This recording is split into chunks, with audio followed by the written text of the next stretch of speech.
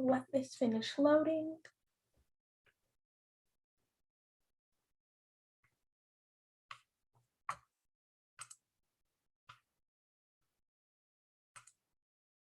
Okay, Chairman, we're live now. Thank you. Good evening. Today is Tuesday, November 29th, 2021. It is 6 p.m. and today's meeting is an 8-member board appointed by the City of Southport and Mayor and Council to hold public hearings to make recommendations on rezoning, uses, permits and concurrent variance applications, comprehensive land use, plan maps, and amendments to the zoning resolution. Today's meeting is a work session meeting for the Planning Commission. Staff, would you please call the roll? Yes, I will.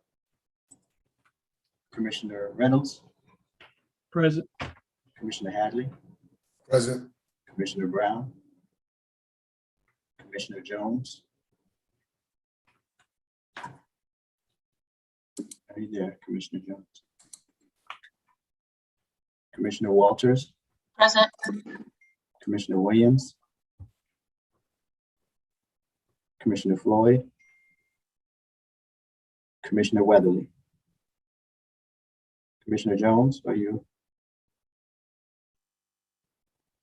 You do see him, right, Marissa? Excuse me? You do see Commissioner Jones on there? Yes, I see. All right, you do have a quorum. Thank you, sir. And the next item on the agenda is old business. The Planning Commission to consider text amendments to the city's zoning ordinance to include the following. First text amendment comes up is TA 21-003. Staff, you have the floor. Yes, good evening, everyone. So we're here today to discuss amendments to our city zoning ordinance. As you all will remember, we gave an overview of the text amendments at our last meeting, at our last regularly scheduled Planning Commission meeting. And we're here today to give a little bit more detail and to go over them more thoroughly with the Planning Commission at their request. We've provided a presentation for you all where we go over each text amendment individually. And we've worked closely on this project with our consultant, Lee Walton with Wood. And so I'm going to hand the floor over to him and he is going to give us a presentation. Lee? Thank you, Ms. Jackson. Good evening, Mr. Chairman, commissioners. Thank you for your time and attention this evening. As Ms. Jackson mentioned, we have prepared a series of slides that provide an overview that go into more detail, I should say, than the last meeting on each of the proposed text amendments. The first, and I'm assuming that my slides are changing as I click. If not, please let me know. So this is our agenda, consistent with the agenda document that you have. And effectively, the agenda is the structure of my presentation or discussion tonight, which is a series of 11 proposed text amendments.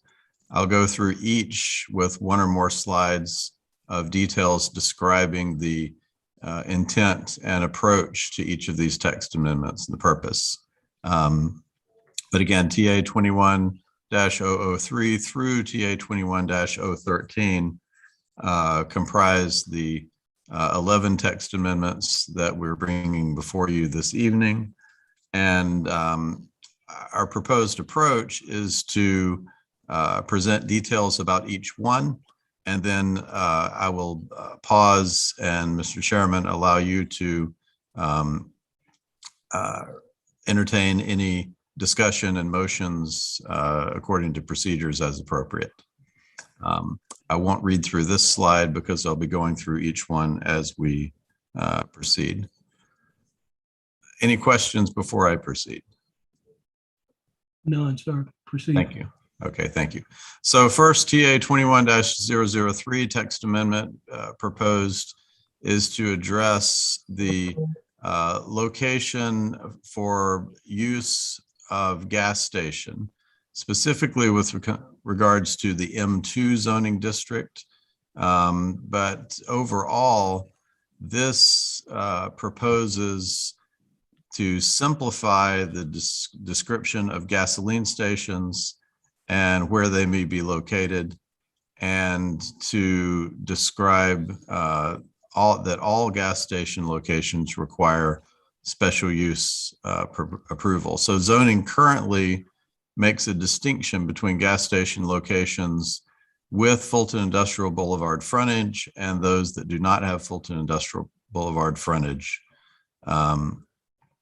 And the amendment proposes to first require special use approval for all gas stations equally in all locations, and to clarify that special use approval for gas stations is possible in C2, M1, and M2 districts only.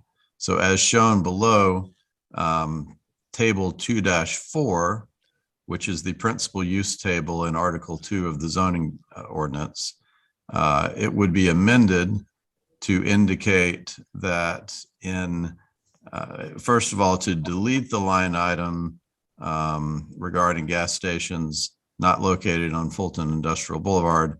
It should simply indicate gas stations, period. And the locations would be C2, M1, and M2.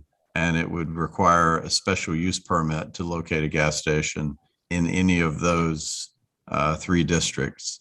Additionally, there's section 302.15, which is currently referenced, which describes the distinction between locations on and not on Fulton Industrial Boulevard.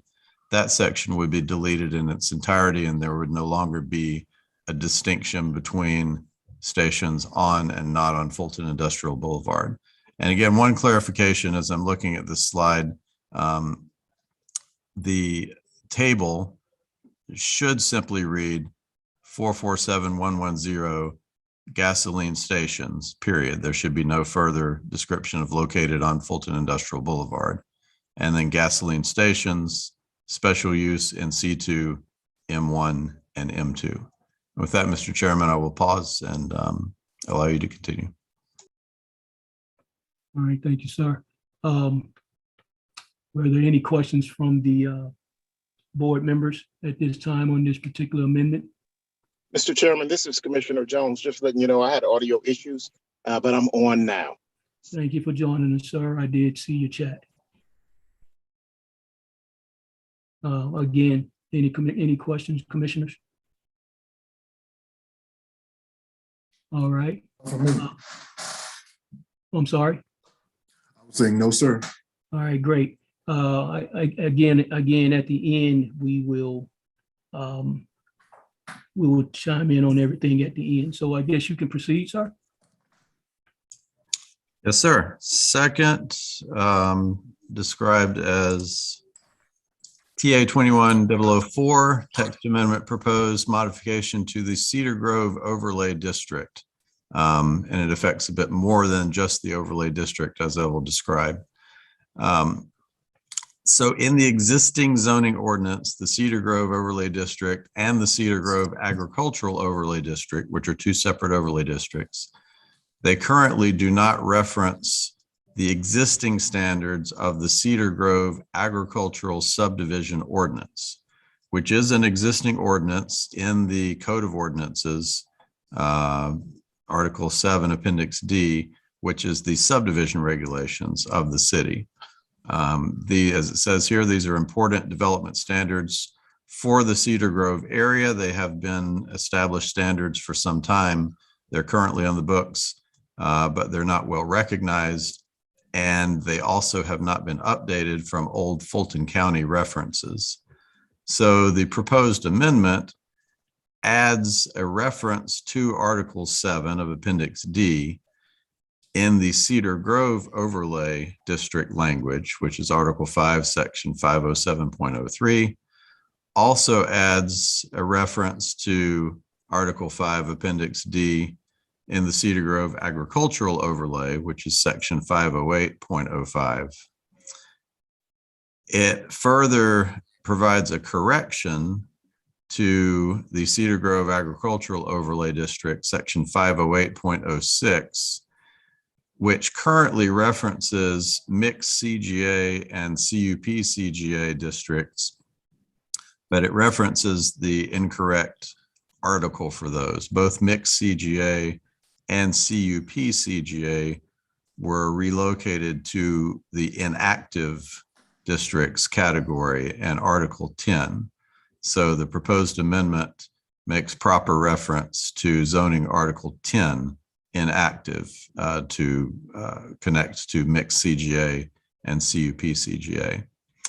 And then finally, going outside of the zoning ordinance, the proposed amendment makes a correction to several corrections to Article 7 in Appendix D, the subdivision regulations, essentially to change remaining references to Fulton County to appropriately reference the city of South Fulton as the governing jurisdiction of relevance. With that, Mr. Chairman, I'll be happy to answer any questions. Thank you, sir. Any questions from the board member? Hearing none, you can proceed, sir. Yes, sir. Next is TA 21005, text amendment to create the Red Oak Community Overlay District. So as you're aware, we have, I believe, 13 overlay districts in the city. Those received some revisions and modifications and reorganization as part of the zoning ordinance revisions that were completed about this time last year. During that process, there was discussion about creating new additional overlay districts in the city. Councilwoman Willis specifically has supported and sponsored creation of an overlay district for the Red Oak community. And additionally, the 2021 comprehensive plan update, which will be, to my understanding, adopted in December, establishes a policy basis, and that policy basis is expected to be official and adopted before the adoption date of this proposed overlay district. So this proposed amendment would create a Red Oak Community Overlay District. It would become Section 14 of Article 5, which contains all the overlay districts. The details in the text that you have provide a map of the overlay district boundaries, which I'll show you in the following slide, and recognizes that this is related to the 2021 comprehensive plan. The provisions include a purpose and intent statement, as all of the overlay districts do, and additional provisions consistent with other established overlays, specifically consistent with the Cliftondale and Sandtown overlays, as the process of developing a Red Oak overlay included review of existing overlays and their provisions. So the proposed Red Oak overlay describes an architectural review process, which involves staff giving detailed review to confirm conformity with the standards for any new project, new construction, reconstruction, et cetera. It includes landscape buffer and street tree requirements, again, similar to those in Cliftondale and Sandtown ordinances. It includes provisions for accessory buildings and features, fences, walls. It includes detailed provisions for sidewalks and pedestrian paths, for lighting, and lighting again is modeled specifically after the Sandtown lighting provisions. And it includes provisions, requirements for building design, building materials, and colors, including a graphic color palette, as all the other overlay districts have a graphic color palette currently. And finally, woven into these overlay standards are recognition of the potential for redevelopment in the Red Oak area. So really, we expect redevelopment. The comprehensive plan describes redevelopment potential and expectation for that in the Red Oak area. The proposed overlay district standards promote desirable outcomes and help protect against blight and depreciation in the context of upcoming redevelopment. And the additional slide I have for this shows the proposed boundaries of the Red Oak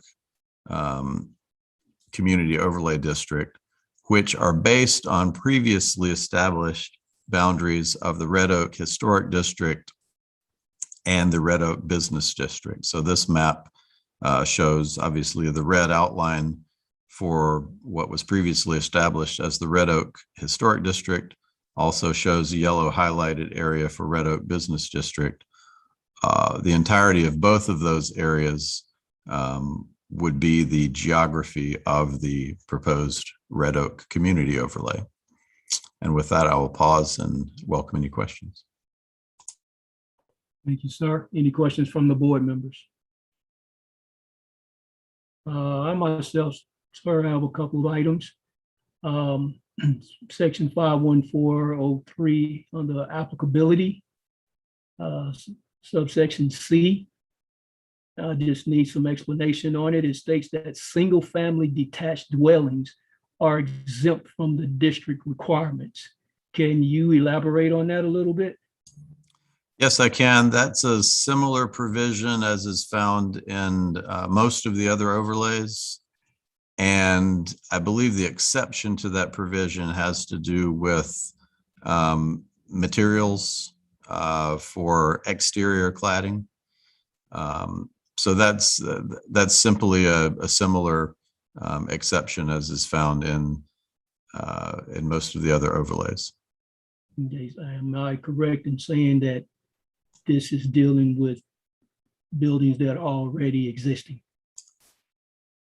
Dealing with buildings that are already existing, the primary importance and emphasis of this overlay district is on commercial, industrial, non-residential property and structures. Okay. However, there are some provisions that impact residential development as well. All right. And one more, the next item, section 51404 on the architectural review processes. Again, item C, it says prior to issuance of building permits, the community will be allowed 10 working days to review and comment. How do we arrive at the 10-day, or is there any way that can be extended to 15 days? I'm gonna have to ask Ms. Jackson to either comment on or consider that. I'm not sure on the procedural aspect of it, what's possible within the city staff guidelines. Gotcha. Yes, thank you. That is something that we can discuss. It is an option. A lot of the times, I'll say that a lot of the times builders and developers are very anxious to get their permits approved quickly. I don't have an issue personally with extending the timeline. And I know that it is important, of course, to make sure that we're doing our due diligence, in our building review and site plan reviews that we have. So I don't think that it's a bad idea, although it might extend the review time. But in the end, I think if we have stronger quality products, it might not hurt. But that would be something that honestly is at the discretion of the commission to make a recommendation on. All right, thank you. If there aren't any more questions from the board members, sir, you can proceed.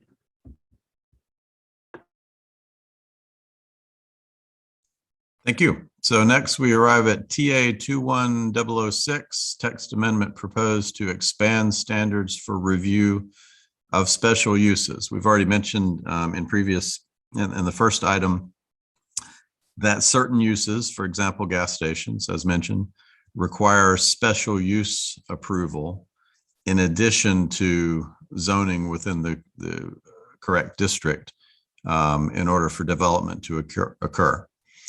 When a special use application is made, city staff, planning commission, and the mayor and council review a special use application based on standards that are established in the zoning ordinance and specified.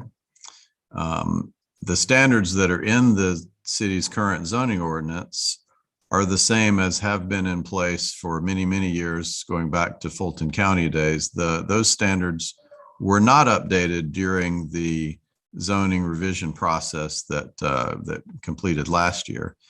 So we've taken a look at those standards. We've looked at best practices and what standards are used in other communities. Those standards are found in section 80306.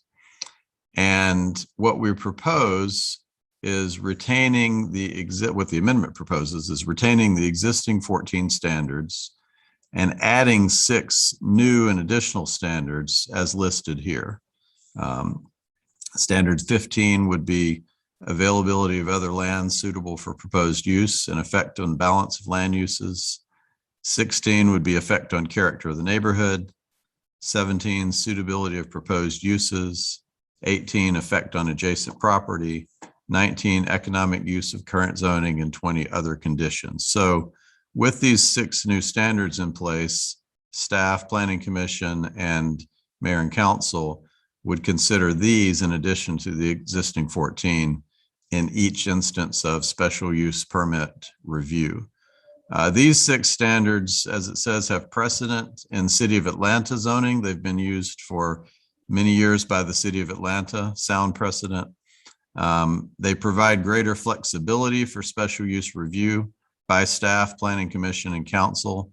They're intended to help address concerns about proliferation of certain uses that require special use approval, and they're understood to be a highly defensible approach while adding flexibility in the special review process. With that, I'll be happy to entertain any questions. Any questions from the board members? All right, sir, you may proceed.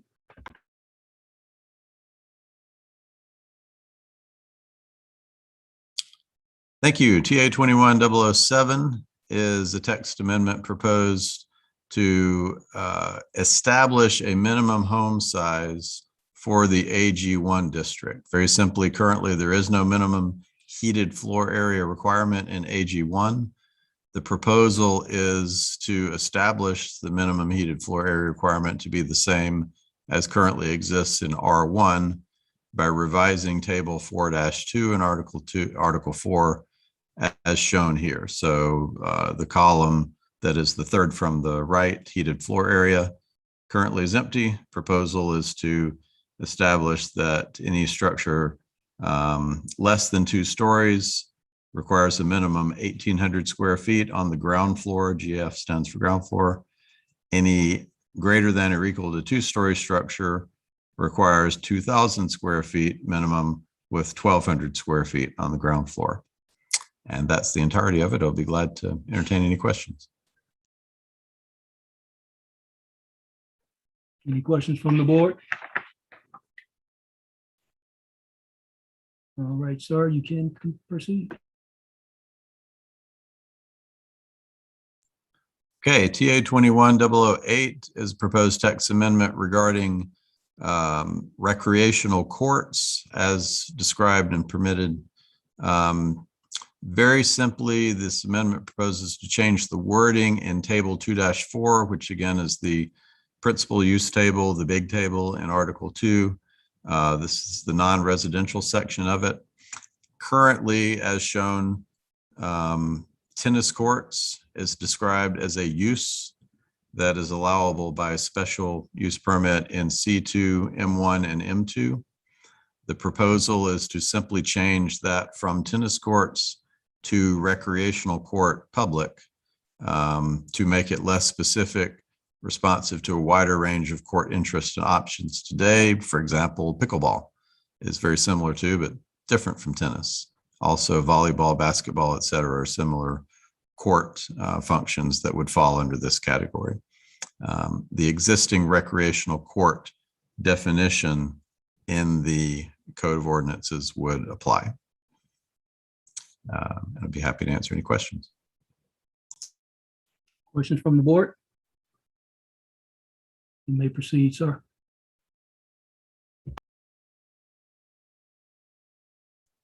TA 21009, proposed text amendment to change the timing associated with a zoning denial. current zoning ordinance provision, if a rezoning or special use application is denied by city council, a 6-month waiting period applies before that same application, rezoning or special use, can be reapplied, before reapplication can be made. Proposal is to amend section 803.01 to change from 6 months to 12 months the waiting period time. This is consistent with similar zoning provisions, the similar timing and requirements that is found in many of South Fulton's peer communities. Any questions? Any questions from the board?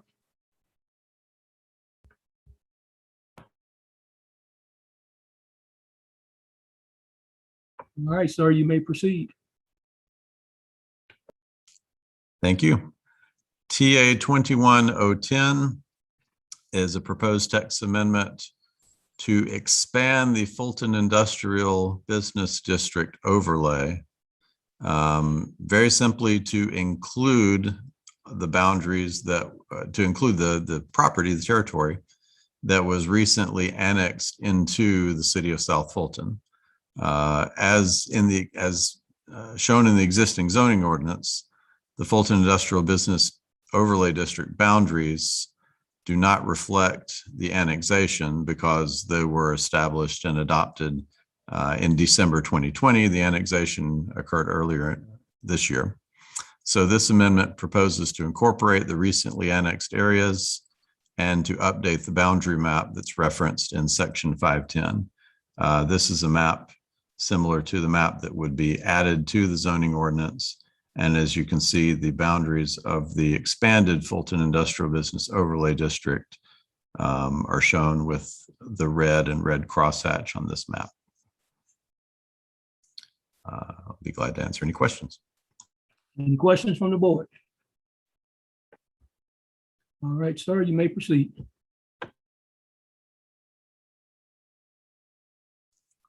Okay. Also concerning the Fulton Industrial Business Overlay District, TA 21-011 proposes edits to the landscaping requirements included in the overlay district, intended to enhance the landscaping requirements for industrial zone properties on Fulton Industrial and within the district. These would change section 510 in the overlay district to match what is currently in section 50605, which is the Cascade Corridor Overlay District. We looked at the various landscape requirements in the different existing overlay districts and found that those in the Cascade Corridor seem to most closely match both the actual conditions and desired outcomes for the FIB. So the amendment would add the following to section 510.08, requirement for a 15-foot wide landscape strip along any public street. And this would be where only exceeding the Article 4 requirements for landscape strips. So greater than or equal to what's required in Article 4. Would require compliance with the tree preservation ordinance, would require a minimum height of 3 feet for any new shrubs at the time of planting, as well as a minimum tree size of 2-inch caliper at the time of planting, and require hardwood trees spaced at 30 feet within landscape strips and along public rights of way. And finally, for interior property lines adjacent to other non-residential uses or zoning, a 10-foot landscape strip would be required. So between one, for example, industrial use and the next, a 10-foot landscape strip would be required to add trees, shrubs, and landscaping between commercial and industrial properties, in addition to those that would be required along the frontage of a public street. And with regards to circumstances where industrial or commercial properties are adjacent to residential properties or residentially zoned properties, the landscape strip and buffer requirements are and would be greater, and those are dictated by Article 4. So there'd be no change to the Article 4 requirements in those circumstances. And I'll be happy to answer any questions. Yeah, great. You answered my question, that last statement. Any other questions from the board? All right. All right, sir, let's proceed. Okay, TA 21012 is a proposed text amendment that effectively modifies the permit process for special events. So there's existing language in the zoning ordinance about the permit process for special events, which has caused some confusion in previous applications. There's also language and requirements regarding special events in various other aspects of the city code. So what's proposed, and with specific input from the city attorney on all of these, but particularly this one, is to remove the language concerning special event permits in 3 different sections of the zoning ordinance: 30401, 30402, and 904.19S. So after this amendment is made, there'll be no further, no additional reference in the zoning ordinance. The regulations concerning special use, special events permits will be elsewhere in the city code of ordinances. Currently, Title 17, Chapter 9, which addresses street, sidewalks, and public right-of-way, and also sections that regulate public parks and assemblies in public places. There are existing provisions regarding special events in those.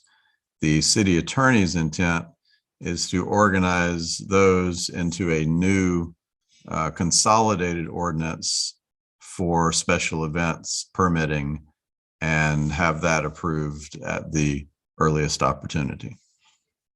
I'll be happy to answer any questions. So this special event provision is not going away, it's just going to be reallocated. It will come out of the zoning ordinance. It has historically been in the zoning ordinance in Fulton County, but it's a very legitimate argument that special events permitting is not necessarily a matter of zoning.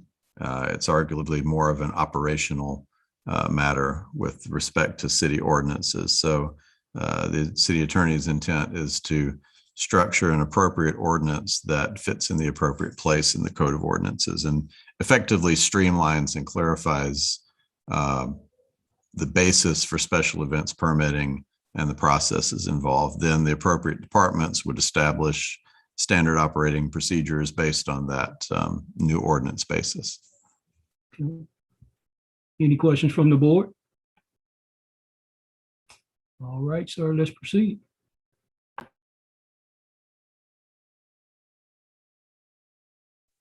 All right, and with that, we arrive at the final proposed text amendment, TA 21013, which is a proposed modification to the R5a district. I have several slides on this one, so this will take a bit longer. The intent of the proposed change to R5a, as it states, is to allow development of smaller single-family detached homes on small lots in a walkable, attractive neighborhood setting with dedicated public open space. R5a currently is in the zoning ordinance, and it currently allows 4,000 square foot lots and has a minimum heated floor area standard of 850 square feet. The proposed amendment would maintain the same minimum lot size of 4,000 square feet, so effectively the same density that is currently allowed, perhaps even less given open space requirements. But it would reduce the minimum heated floor area requirement to 400 square feet. So from 850 square feet to 400 square feet. This amendment also proposes changes to setbacks and building height allowances. And the amendment includes proposed detailed standards for neighborhood design to address quality ultimately of the neighborhoods that would result. One standard is that the minimum overall size for any new R5a zoning proposal and development would be 2 acres. The maximum would be 20 acres. So any future would be between 2 and 20 acres. Perimeter setbacks required would be either 25 feet or 40 feet, depending on the nature of structures. If smaller structures, then 25 feet, because obviously less intrusive smaller structures. If larger structures, then 40 feet, if larger homes. That's around the perimeter of a property. There would be a requirement to cluster homes, to locate homes in clusters called pocket neighborhoods. Each pocket neighborhood would have between 5 and 36 homes. I have an illustration that follows to show that. There would also be a requirement to set aside common open space with a minimum of 200 square feet of open space set aside per housing unit. And a requirement to locate most houses around dedicated open space or in close walking distance to open space. This amendment also, the proposed amendment includes a requirement that all structures must be site-built or modular homes, which is with permanent foundations. And that is the same requirement as in any of your residential districts at present, including R5a. And there would be no allowance for temporary or mobile structures, including containers as listed, also including manufactured homes and such. That's specified in the proposed ordinance language. The amendment would change table 4-1 in this way. So existing R5a requirements for lot size, setbacks, height, and building size are in the R5a table strip that is at the top with the blue in the left. As you can see, the existing includes a 4,000 square foot lot area. That does not change. The proposed is a 4,000 square foot lot area. For setbacks, there's a change, front setback from 20 feet to 10 feet. Still a requirement for staggered front setbacks, which was established in the recent zoning revision. A side setback requirement of minimum 5 feet and a rear setback requirement of minimum 10 feet. So this gives much more flexibility for location of structures on a lot. No change in lot width. That would be effectively established through master plan approval process. No change in lot frontage, no change in development frontage. That does not apply. The allowable height of a structure would be reduced from 40 feet to 30 feet. Again, that's consistent with the allowance of smaller structures, with the minimum heated floor area reduced from 850 square feet to 400 square feet. This illustration is not exact to these provisions, but it shows the intent of the notions of pocket neighborhood and common open space.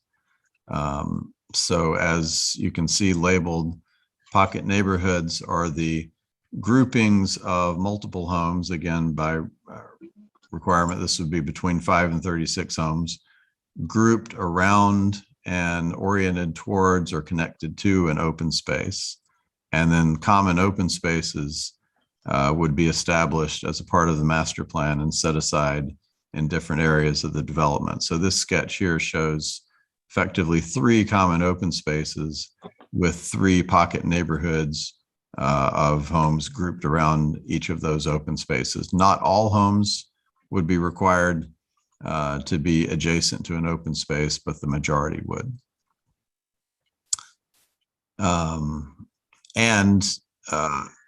Not all homes must be the same size or of the same type. Zoning approval for an R5a development with tiny homes, cottage homes, standard homes, or a combination can be proposed and would require master plan approval with review based on the proposed standards in the amendment.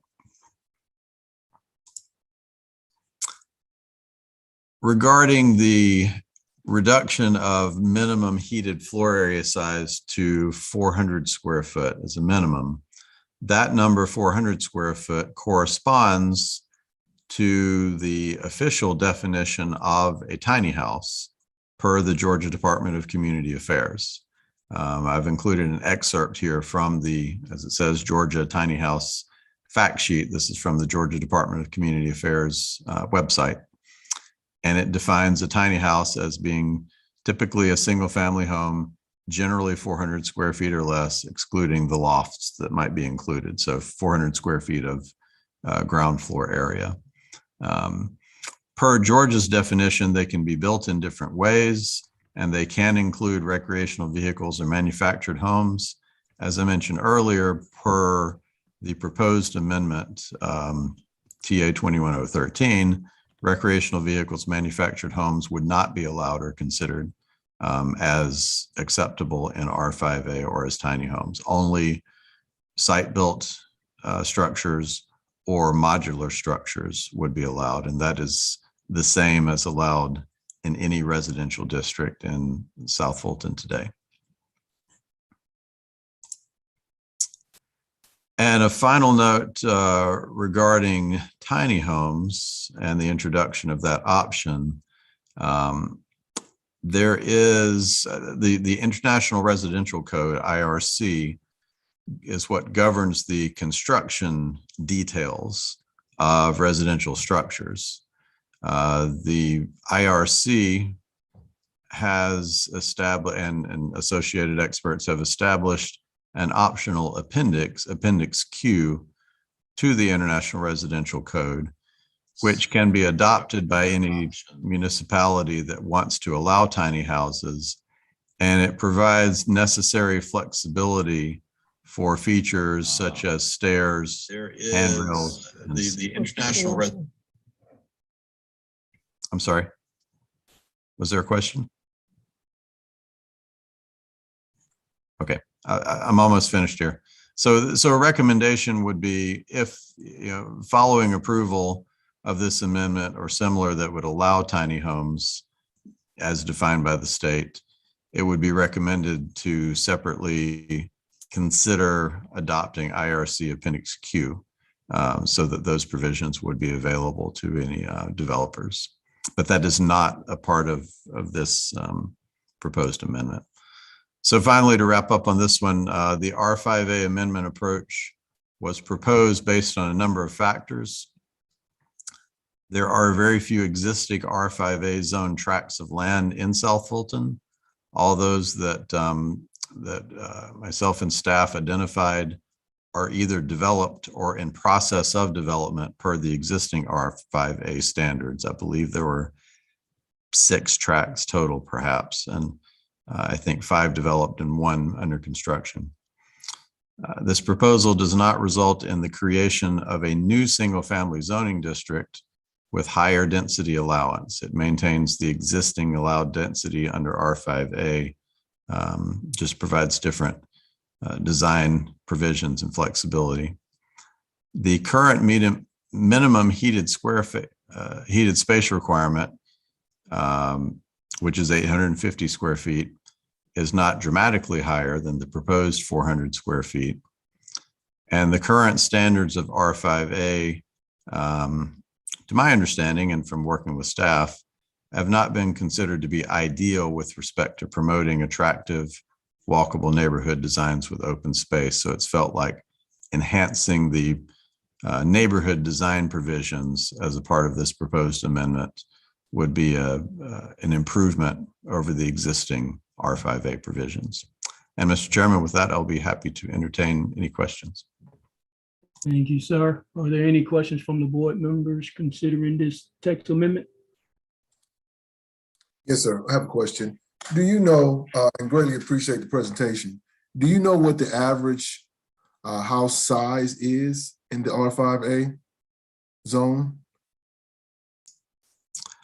I'm not aware of the current as-built average house size in R5A. Perhaps staff has a notion of that. I'm not personally aware. I'm not sure what the current as-built home size is in R5A, but I can look it up right quick and tell you what the minimum is. But I'm not sure exactly what the maximum is or what the average is. Okay. Just a second. Commissioner Hadley, I can assure you that currently with the R5A status, those homes, they are not as large as one make it out to be. There are some small homes as well. I think the minimum square footage, if I'm not mistaken, I think they showed it at 850 square feet heated space. If you ever went to a neighborhood, to an R5A neighborhood, you would see that they are walkable neighborhoods and they pretty much are the same as being proposed here with a smaller home. I don't really see, I guess my question is why you want this type of square footage of housing. And I mean, what's the need for it?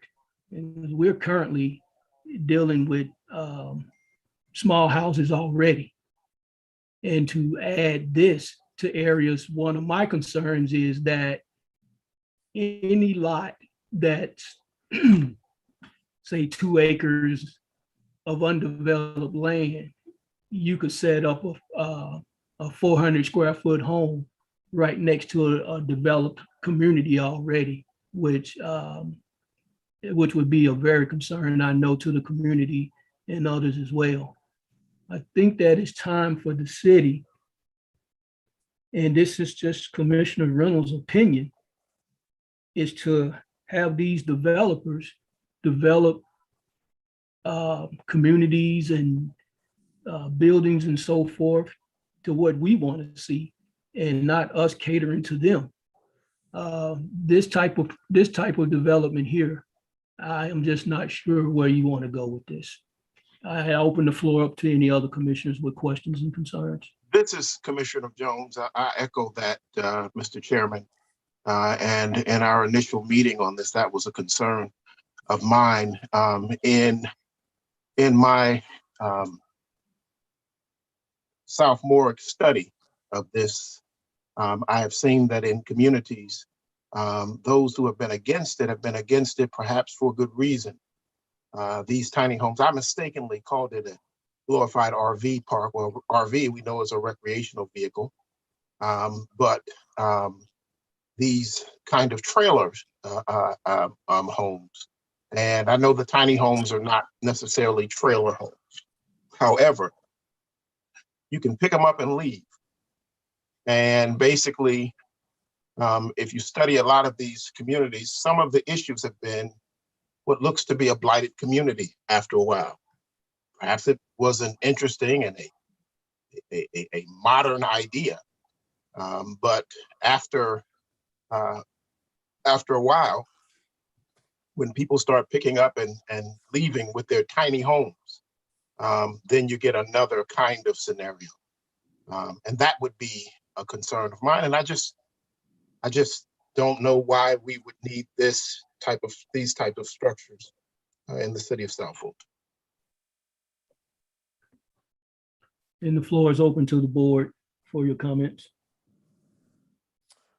This is Commissioner Hadley. I've had opportunity to speak with several of the community members, residents in South Fulton, several different districts, and none of them have been a fan of this particular proposed amendment for the same reasons that my fellow commissioners have just expressed. I just want to let that be known. Hello, this is Commissioner Williams. And the way that the gentleman explained it, these are not pick up and go homes. And they do have to have a foundation. So when they have a foundation, they're not the type that you can put on a trailer and move them. And there are the millennium is actually becoming minimalist. So it's like a minimalist home where, to have a community. So when you say certain things on pick up and go, that is not in this proposal here. And so to say that and not understand that it's not true. Well, I certainly understood. He did explain that it must have a foundation, and anything with a foundation, you cannot pick up and go. You have to actually demo it. Well, that's certainly not true. That's not true. I'm not a builder, but my grandfather picked his home up. He didn't demo it in Chicago, Illinois, and moved it from Princeton Park to 9620 South King Drive across the street from Chicago State University. You can pick up something and move it. You don't have to demo it. And if you would do the study on these tiny homes, you'll see that in certain communities, people who own these structures are able to at times pick them up and leave with their structure, leaving the foundation there. I'm not trying to debate you on this issue. I'm just saying, the research is there and you can pick up something from a foundation. Well, this is Commissioner Williams again, and I have done the research and it is my background. So I am aware of what this proposal is saying. And saying that it is not exactly what you all are saying. Anything could be picked up and moved. I've seen that happen too with a lot of money, but this is not in this proposal. And we're talking about this proposal. Also, commissioners, let's keep in mind that where would these homes be built? And one of my grave concerns are that there are not any areas that will really accommodate this type of development other than you putting up one of those homes right next to a 2,000 plus square foot home. How is that going to look in the community? I understand this thing about the millennials need somewhere to buy, live, this, that, and the other, but we have got to move toward make sense development. If you have an area that will be conducive with this type of development, I can see it. But right now in South Fulton, especially in an area where I feel that these types of homes will be targeted, which will be 5 through 7, and most of that area is already developed with homes. So we definitely have to be careful. The millennials are not the only ones out here looking for homes, and they're not the only ones out here that searching and looking for areas to live. So I'm for one, I don't have anything against anybody, but don't just ostracize me because I want a bigger house, But again, my point is this: if there is an area where this type of development is conducive to where it could set aside itself without making any other neighborhood or somewhat, look a little odd, then by all means, okay.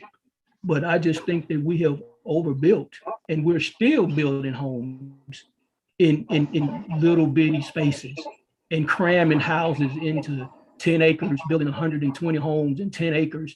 And these are homes well larger than 400 square feet. So I just don't understand this type of development. And, I really don't think it makes sense. That's just my personal opinion. Anything else from the board? This is Commissioner Walters. I just want to say I hear both sides of the discussion here, but there are places and that this kind of development has worked, and it works well to be part of a larger community scope. So, for instance, if you take a look at the Trevillith community over in what was former Pinewood. It's amazing what they've created and built there in just a short period of time, where you have a diversity of home types within the same community. So to your point, I think we really have to watch and have a conducive plan as to what areas this makes sense in.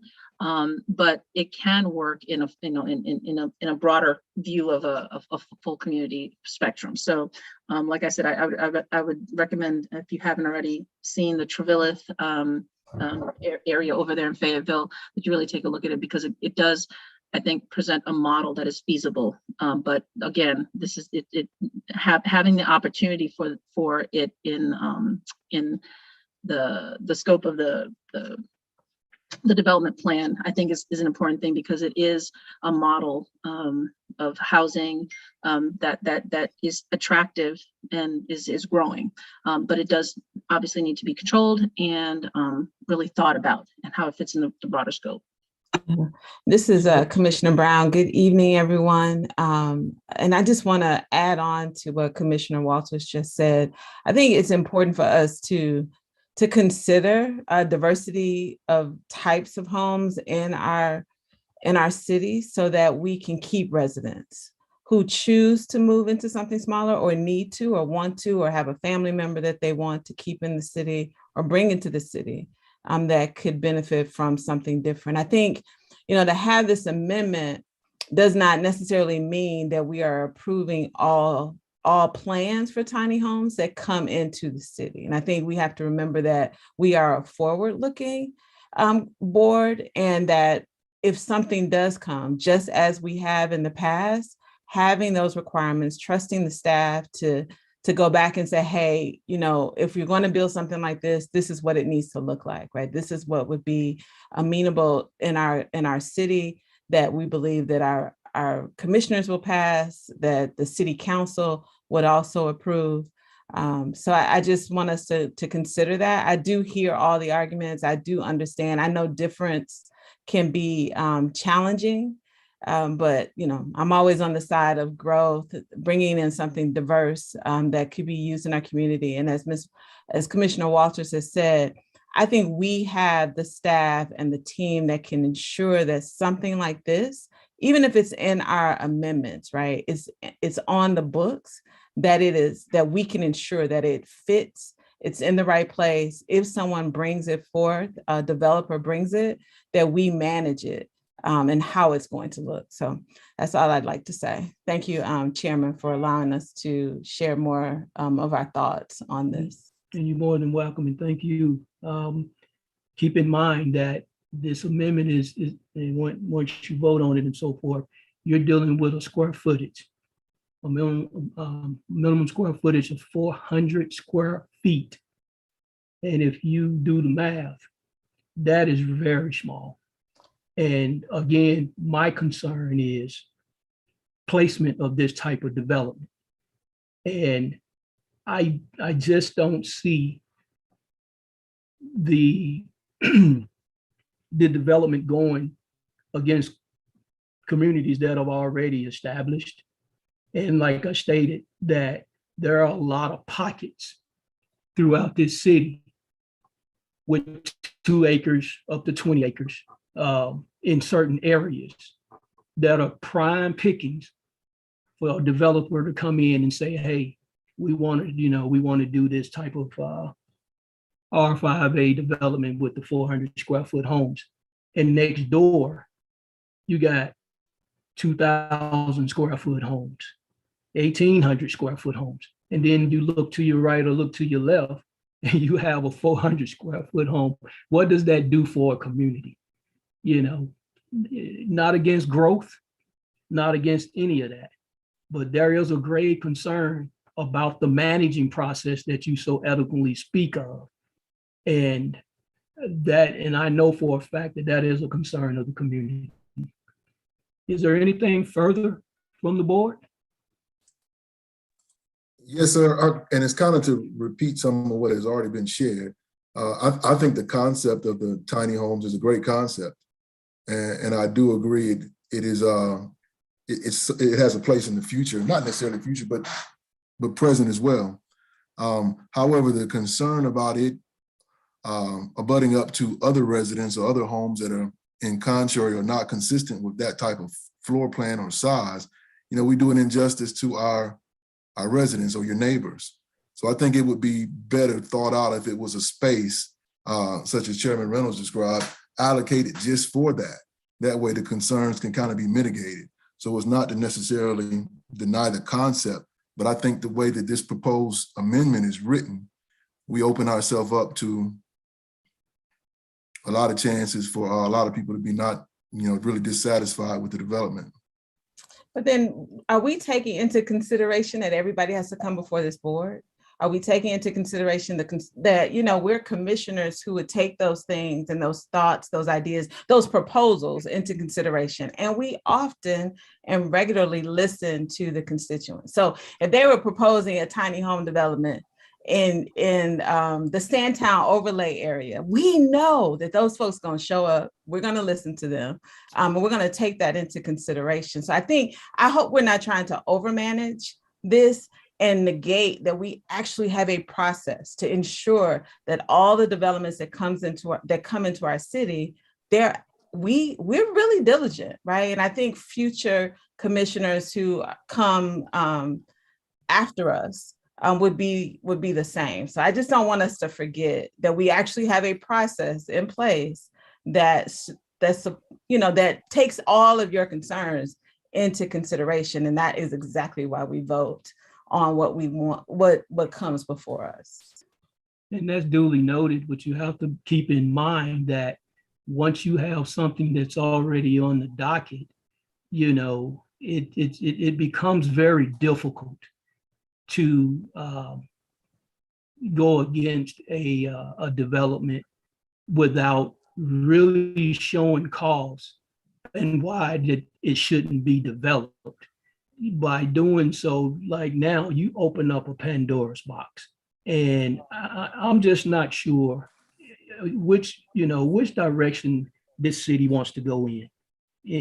I'm just not. I mean, in the beginning, you hear one thing from many different people and so forth of what they want in this city, what they want this city to look like, and now all of a sudden these types of things come up, which definitely wasn't discussed in the beginning and so forth. And not that things don't change, but do note that once you set a precedent, you're going to have to live with that, whether it come before a board, whether it come before staff or whatever. If it's on the docket, that's something that you're going to have to deal with. That's correct. I agree. The most important part of our process is what we agree to put in the text, what we agree to put in the amendment. I think that's really what's most important.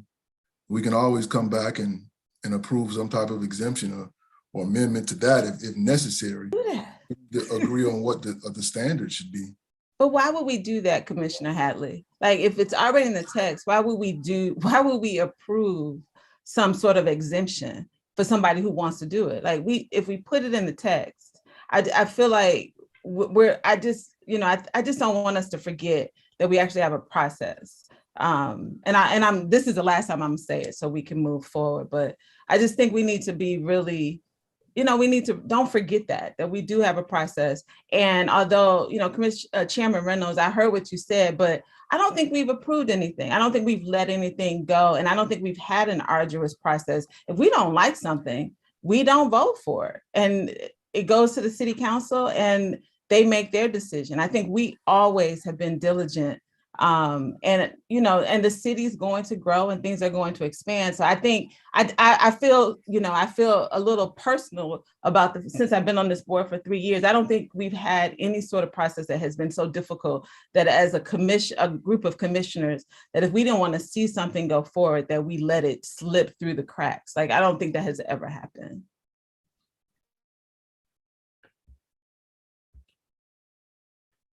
Thank you, duly noted.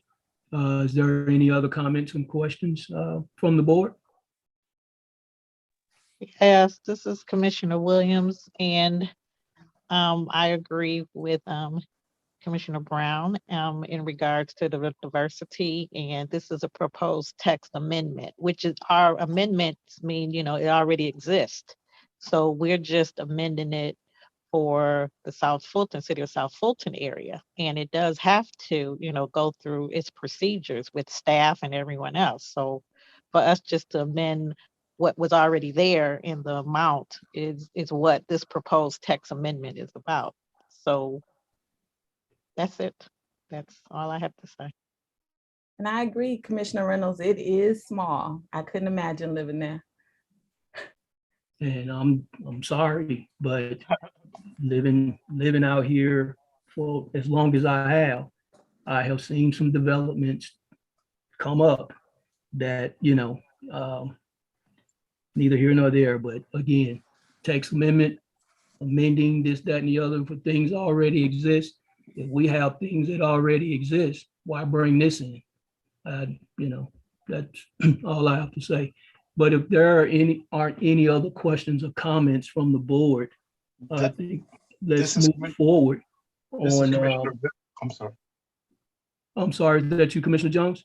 Yes, sir. I was just going to say that I know that the city of East Point, and I know we don't take our direction from any other city. They have a way of trying to say there's no point like East Point, but there's no city like the city of South Fulton. And but I know that there was great concern there, and they ended up going in another direction on this issue for some of the reasons that I and yourself and others have cited. But I think that we do want to make sure that we are a diverse community. I just think that we need to exercise caution. It is my hope that the diligence and the ethics of future commissioners will be like these colleagues that I have the privilege of working with now, to make sure that we don't open Pandora's box, because to cite the late great General Colin Powell, if you break it, you're gonna own it.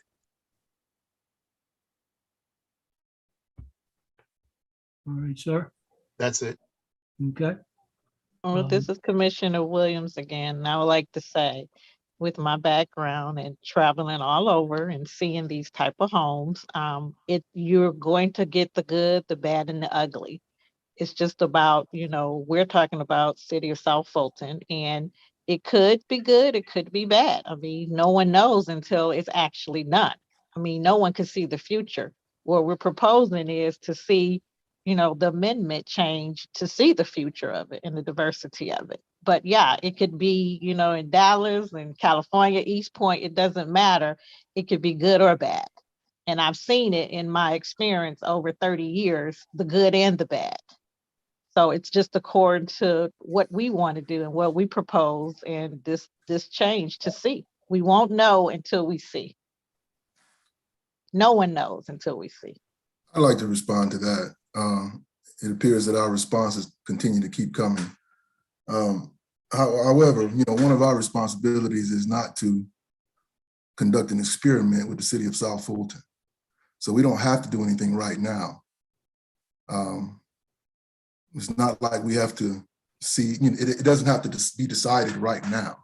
There are plenty of opportunities to continue this study, gain clarity where clarity is not there now, but this is not a do or die situation where we have to react right now. We do have to do our due diligence to make sure we agree and make sure all of our considerations are covered.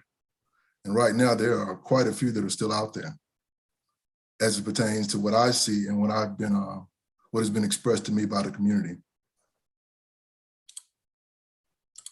All right, duly noted. Staff, at this particular time, how do we proceed in bringing in the one comment, public comment that was administered?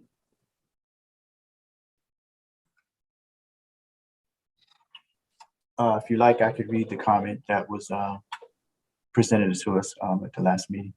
Do we need Okay, to and make after a that- motion to open public comment? Right, exactly. And after that comment and after closing public comment, then we'll go into entertaining motions on each amendment.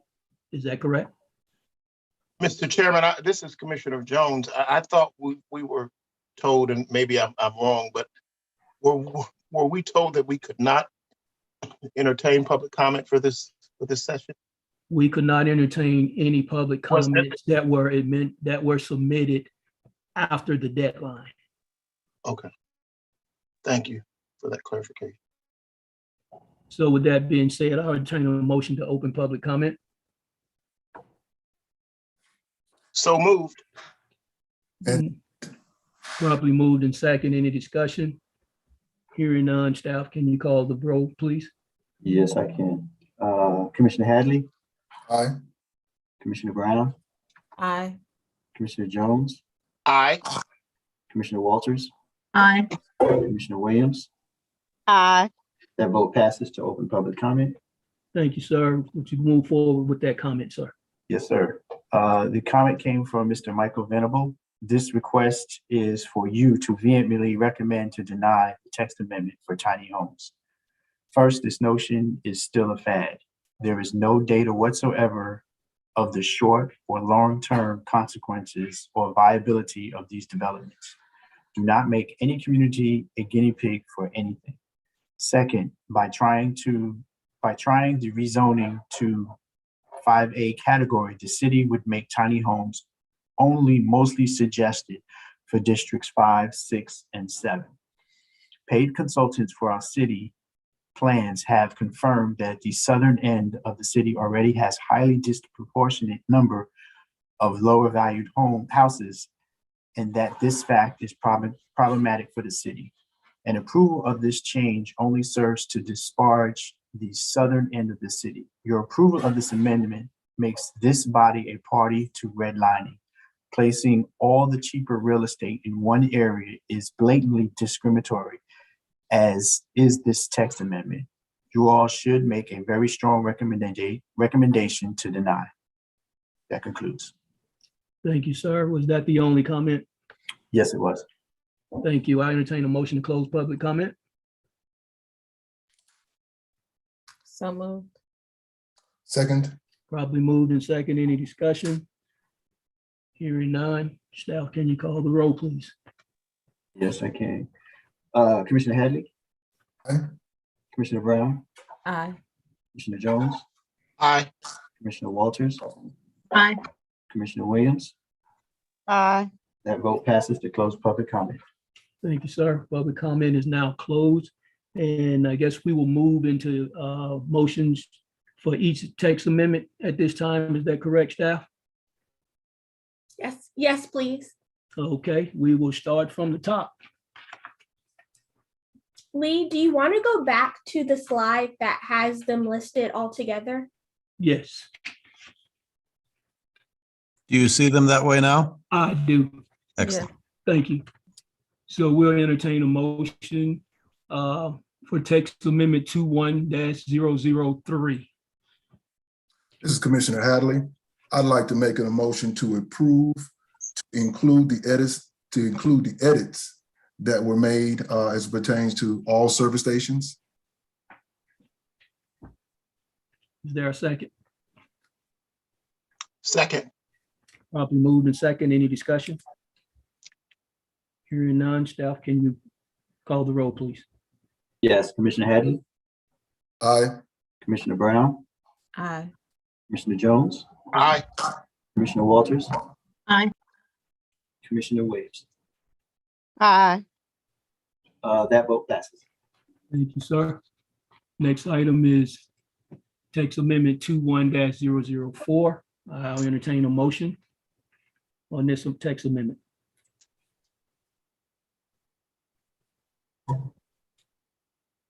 This is Commissioner Hadley. I make a motion to approve the modification to the Cedar Grove overlay. Is there a second? Second. Properly moved in second. Any discussion? Hearing none, staff, can you call the roll, please? Yes, Commissioner Hadley, Aye. Commissioner Brown, Aye.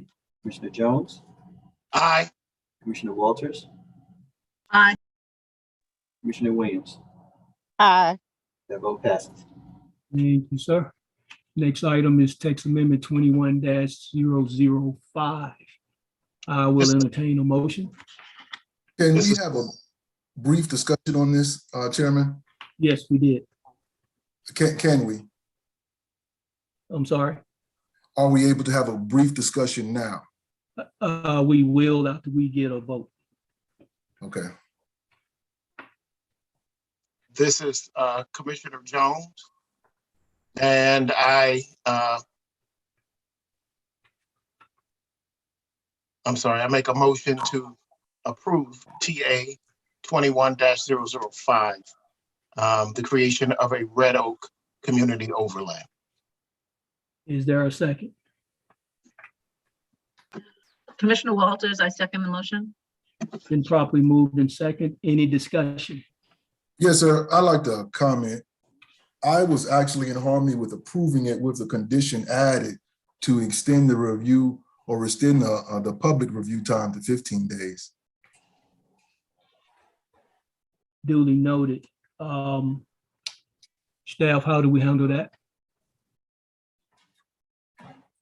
So someone needs to make an amendment to the motion and then it needs a second. Okay. We guess that would be you, Commissioner Hadley, make an amendment to the motion. Yes, sir. Commissioner Hadley, I'd like to make an amendment to the motion. Second, Commissioner Jones. Properly moved in second. Any other discussion? Hearing none, staff, can you call the roll, please? Yes, Commissioner Hadley, Aye. Commissioner Brown, Aye. Commissioner Jones, Aye. Commissioner Walters, Aye. Commissioner Williams. Aye. That vote passes. Now, this vote passed with the amendment to the motion, correct? With the 15 days. Yes, thank you, sir. Next item is text amendment TA 21-006. We will entertain a motion.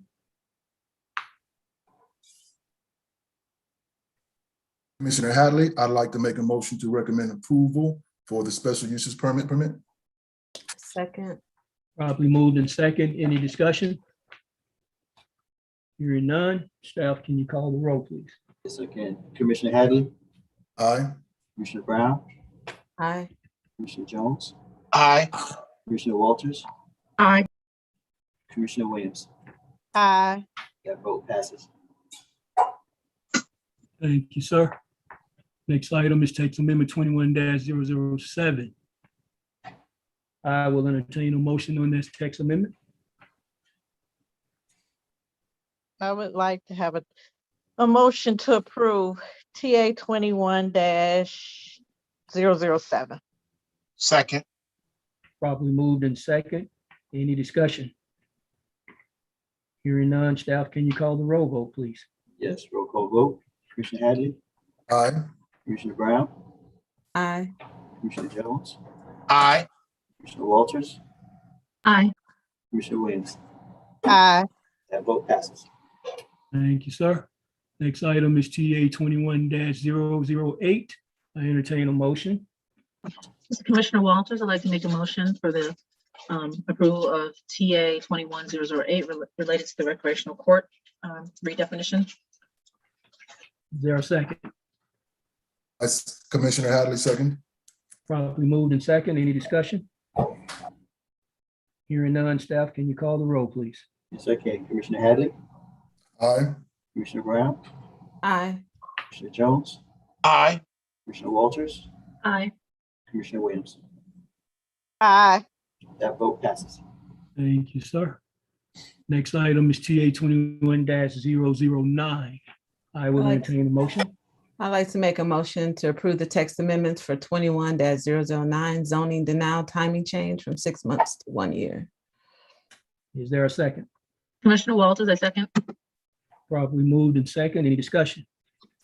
Hearing none, staff, can you call the roll? Yes, sir. Commissioner Hadley, Aye. Commissioner Brown, Aye. Commissioner Jones, Aye. Commissioner Walters, Aye. Commissioner Williams. Aye. That vote passes. Thank you, sir. Next item is TA 21-010. I will entertain a motion.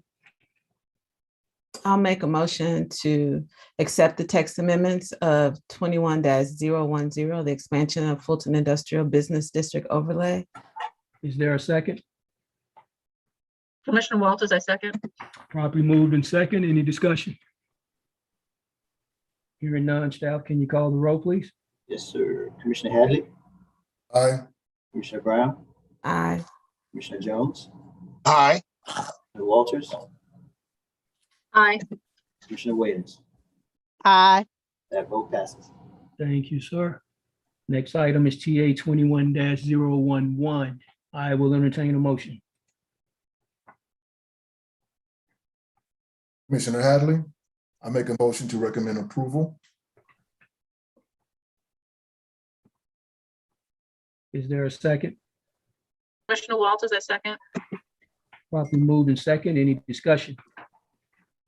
Hearing none, staff, can you call the roll, please? Yes, Commissioner Hadley, Aye.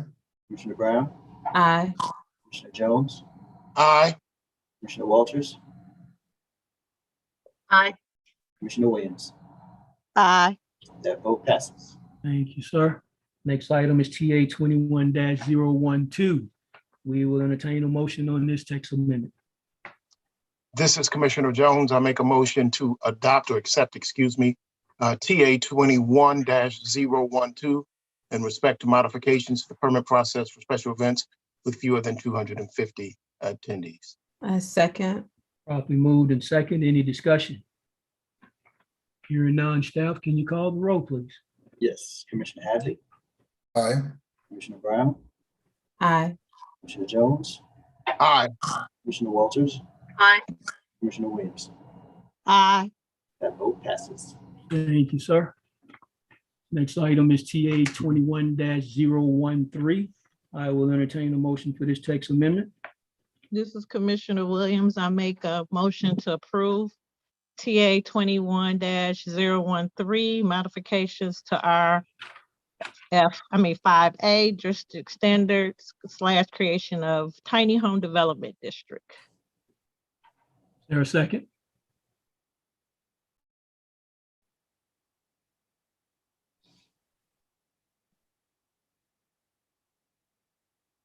Without a second, staff, does that vote fail? I'm not sure. I would defer to the city attorney. City attorney. Without a second, then the technically at this point, the planning commission would not be making a recommendation. So my advice would be for someone to,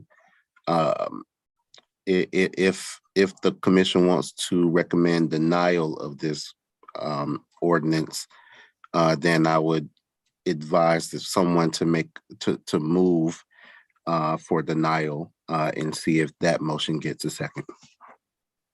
All right, Commissioner sir, Hadley. duly noted. Thank you, sir. Commissioners, will you comply? This is Commissioner Walters. May I ask a question, please? Please. Is there it's either approval or denial? And similarly, would we be able to, is it a possibility for a motion to defer this decision to give the commission more time to research or identify? City attorney, would a motion to defer be in play here as well? No, a motion to defer would not be in play. And if the commission wants to know why, that's my response. I would be happy to further opine on that. Do any of the commissioners need any explanation as to why not on the deferral? Sure, if he could. This is Commissioner Jones. For our edification, if he could, please.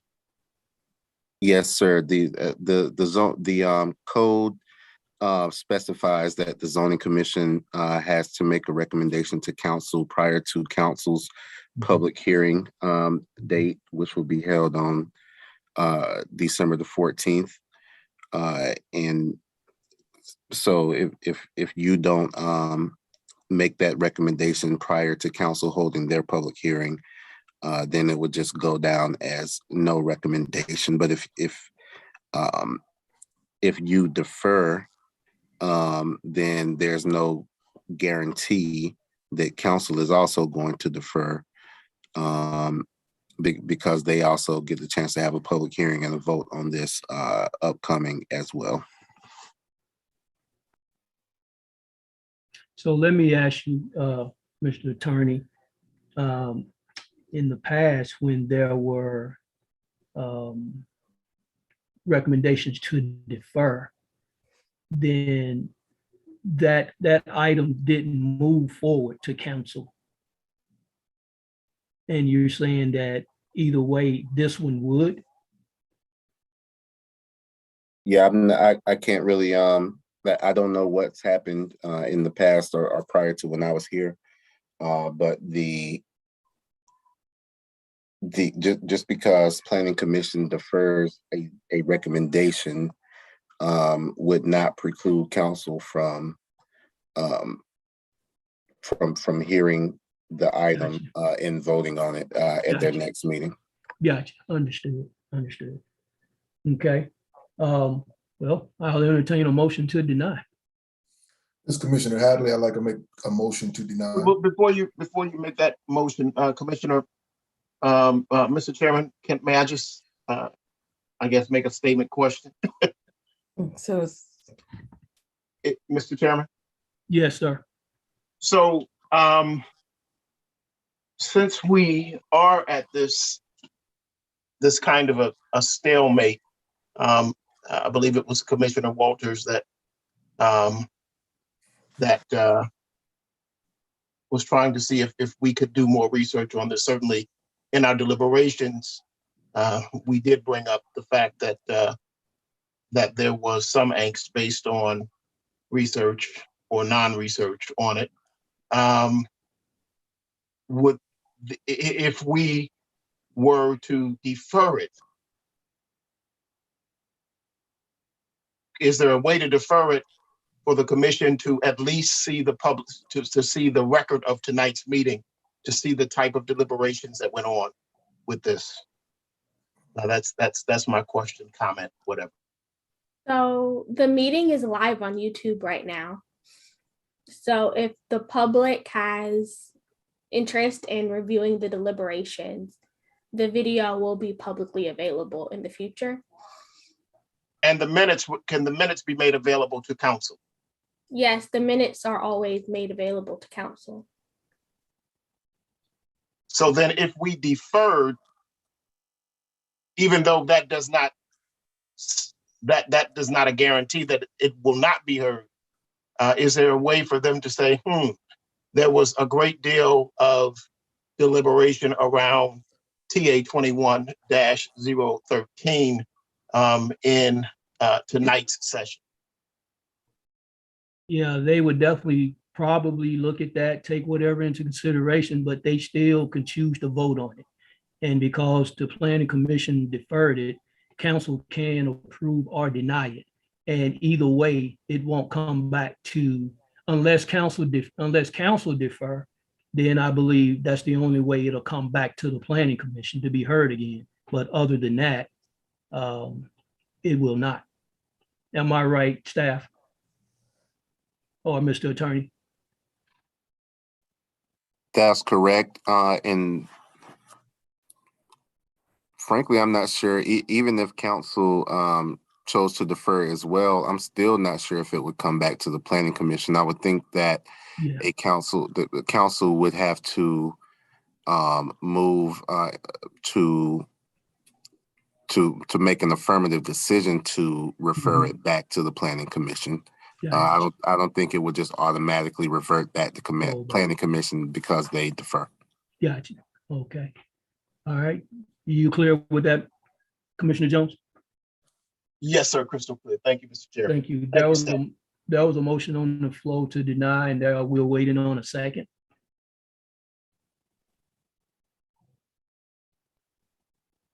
Mr. Chairman, am I able to add a comment? Sure. So if there are concerns about the ordinance, the way that it is currently written, where people are not able to support it or where people are unsure, we are able to deny it the way that it's written today, or we're able to approve it the way that it's written today. But there are opportunities for further discussion and research and changing and reorganizing of the ordinance in the future. So if there are things in this one that we're not sure, we can deny it and then continue to do research on it and reorganize it and look at how it's worked in other communities, if that's something that the commission is interested in, even if we deny it today. It doesn't mean no forever. It just means no to this one. Thank Okay. you, Marissa. Attorney McClendon, so in light of what Marissa just stated, it still seems like it would still go to the city council for their meeting, and then they can make a decision on what's next, right? If it goes back for additional research to the staff, if Councilman Reeves proposes something different, it's essentially after today out of our hands, unless there's some way that the city council sends it back to us. That's correct. Okay, thank you. Thank you both. Thank you both. Commissioners, are we all clear? Yes, sir. All right. Once again, there is a motion on the floor to deny. Waiting on a second.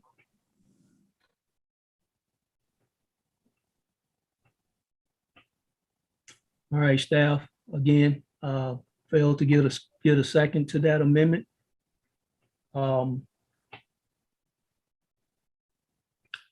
do we proceed with that, Mr. Attorney? And our staff? I'd like to make a comment. This is our second time reviewing this. Yes. This is maybe, for all clarity purposes, this may be the last time we have a say to vote or to recommend on this particular hearing, on this particular item. It's not to say that it can't come back again, as the planner just shared. We should, as planning commissioners, weigh in what our thoughts are on this, on how it is written now. So it doesn't mean that it has to wait a year before it comes back again. It just has to be written differently and presented to us again. But we do have a responsibility to weigh in, especially if it's been presented to us twice now. I think we should say something, yay or nay. Second. Totally agree with you. Did I hear a second? It's Commissioner Jones, second. And probably moved in second. Any further discussion? Hearing none, staff, can you please call the roll? Yes. Commissioner Hadley, Aye. Commissioner Brown,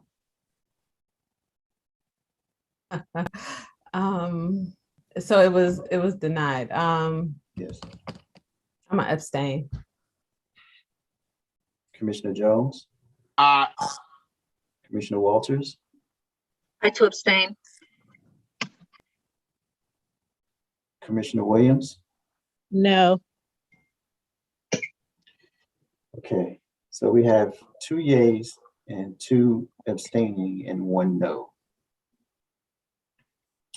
I think, if I'm not mistaken, Attorney, that brings in Mr. Reynolds. I'm sorry. I'm asking the attorney, we have 2 yays, 2 abstentions, and 1 no. Yes, sir. I'm sorry, give me just a second to see if I can get some guidance here. Thank you.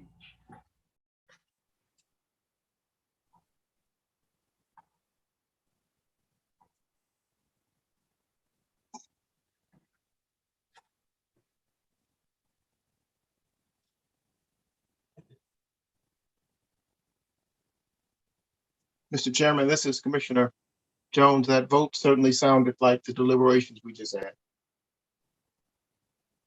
It sure did. I'm sorry, sir. I didn't get that. I said the vote just sounded parallel the deliberations we just had prior to the vote. I'm sure that the We're honest if we're nothing. Yeah, it's true. yeah, It's a tough decision to make on this one. Yeah. It is. Listen, I do appreciate each and every one of you for your passion on serving on this board. And I could have not worked with a better group. So thank you all. Staff included. Right, this is Attorney McClendon. From my understanding of Robert's Rules of Order, the abstentions do not count and are not counted against the vote. So I think that technically the vote has passed.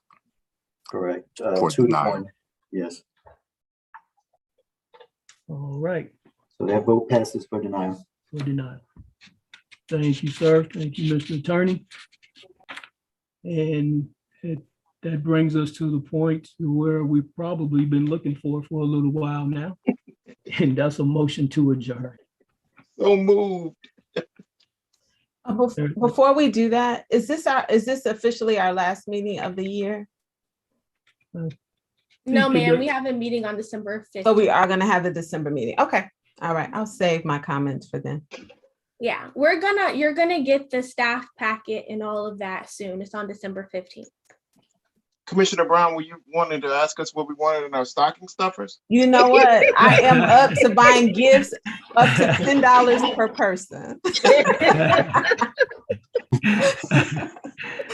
Oh, okay. I think I heard a second and it probably moved in second. Any discussion? Hearing none, staff, can you call the roll? Yes. Commissioner Hadley, Aye. Commissioner Brown, Aye. Commissioner Jones, Yay. Commissioner Walters, Aye, and yay. Commissioner Williams. Aye. Vote passes to adjourn. Thank you, sir. Y'all have a good night. Good night, Thank you. everyone. You too. Chairman, good night, Thanks. everyone.